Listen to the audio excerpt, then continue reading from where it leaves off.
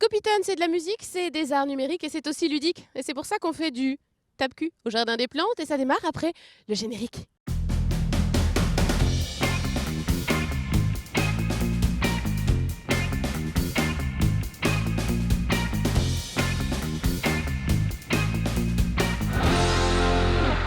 Bonjour à tous, nous sommes sur place au Jardin des Plantes, non pas pour parler de végétal, cette fois on va parler d'art numérique car le festival Scopitone démarre demain, c'est le festival des cultures électroniques et des arts numériques et on en parle avec Cédric Huchet. Bonjour. Bonjour. Ce matin c'est la visite presse, donc on voit les œuvres en exclusivité avant le grand public qui va les découvrir demain.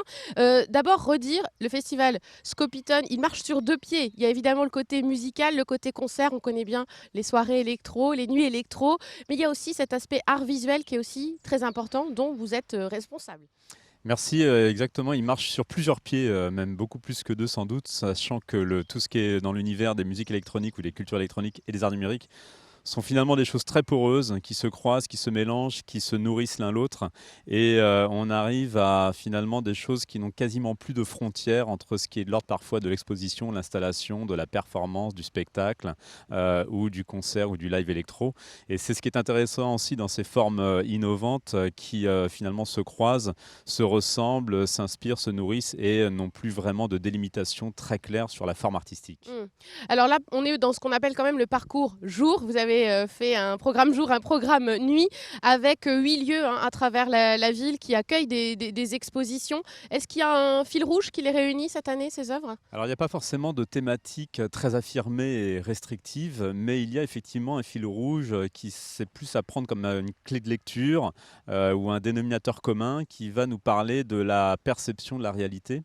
Alors j'ai envie de dire de la réalité ou la perception des réalités, considérant que finalement la réalité telle qu'on se l'imagine n'est peut-être que le fruit de notre perception, de nos sens, de notre interprétation, c'est très subjectif. Et on se rend compte à travers ces œuvres que la réalité peut être tout autre. Y en a-t-il qu'une? Peut-être il y en a plusieurs. Et elle se révèle aussi parfois grâce au numérique qui précisément nous a souvent ou encore aujourd'hui nous déconnecte de la réalité. Ce contrepoint est très intéressant dans la mesure où on se rend compte que finalement nos sens nous troublent, nos outils ou nos usages aussi. Mais peut-être que derrière tout ça se cache quelque chose qu'on ne soupçonne pas et qui serait peut-être encore une autre perception possible. Pas mal d'interrogations. Alors en perspective pour les Exactement. visiteurs, alors des visiteurs qui vont aller dans des lieux assez étonnants. On est là au Jardin des Plantes, il y a des œuvres également au Château des Ducs de Bretagne, au Passage Sainte-Croix. C'est une volonté de votre part d'aller dans des lieux un peu inattendus peut-être pour les arts numériques? Alors c'est une vraie volonté de dessiner un petit parcours dans la ville qui va aussi surprendre les spectateurs, qui va aussi les chercher ou les interroger sur des endroits ou dans des espaces où ils ne s'y attendent pas, et puis faire venir de l'art numérique dans un jardin botanique, dans un bâtiment patrimonial comme le Château des Ducs, dans une friche industrielle comme la Cale de Créateur. C'est aussi une façon de confronter tout ce qui est de l'ordre du quotidien et des pratiques ou des outils actuels à des univers ou des contextes architecturaux, patrimoniaux, historiques, muséographiques, qui paradoxalement en fait se prêtent très très bien au jeu et constituent même souvent une forme d'écrin qui donne un nouveau visage à ce contenu artistique. Et ça, c'est vraiment une démarche très intéressante. Et c'est peut-être aussi une façon d'aller toucher le grand public parce qu'on peut avoir un a priori sur les arts numériques en se disant c'est assez pointu, c'est perché, c'est peut-être même branché. Mais là, c'est une façon d'attirer le grand public. Exactement, les arts numériques sont, oui, peut-être pour certains branchés, pour certains contemporains, pour d'autres inaccessibles. En fait, on s'est aussi rendu compte depuis quelques années que un très large public, c'est pas d'ailleurs un public, c'est des publics, se sentent vraiment très investis, très avides de découverte, et qu'ils soient vraiment habitués à ces propositions, à ces formes artistiques ou non. Et bien finalement, ils ont plusieurs approches, plusieurs degrés de lecture, plusieurs appréhensions qui autorisent toute forme d'interrogation et toute forme d'analyse autour de ces pratiques. Mm.